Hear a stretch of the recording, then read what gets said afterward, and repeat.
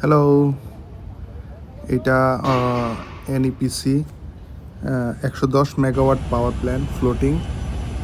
আজকেই এটা বাংলাদেশ ছেড়ে চলে যাচ্ছে। লাকিলি আমি ওখানে প্রেজেন্ট ছিলাম।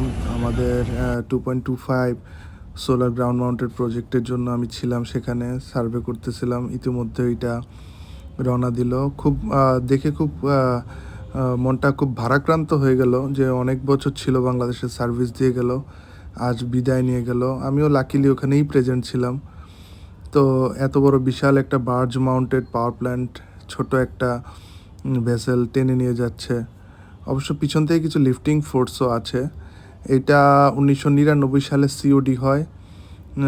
তারপর থেকে সার্ভিস দিয়ে আসছিল, 15 বছরের চুক্তি। 2015-তে চুক্তি শেষ হয়ে যায়। তারপর কিছুটা নবায়ন করে কিছুদিন রানিং ছিল। তারপর থেকে এমনিতেই আইডল অবস্থায় পড়েছিল। তারপর এটা ইন্টারন্যাশনাল মার্কেটে এটাকে সেল করার জন্য মার্কেটে তোলা হয়।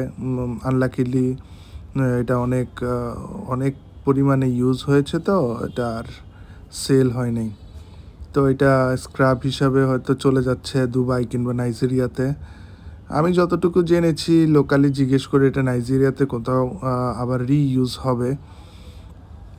তো এটা 132 কেবিতে ট্রান্সমিশন করতো। আর ছিল, পাওয়ার ছিল 110 মেগাওয়াট, ফুয়েল ছিল ডিজেল। এনএফপিসি এটা অপারেট করতো। তো যাই হোক, শুভ বিদায়।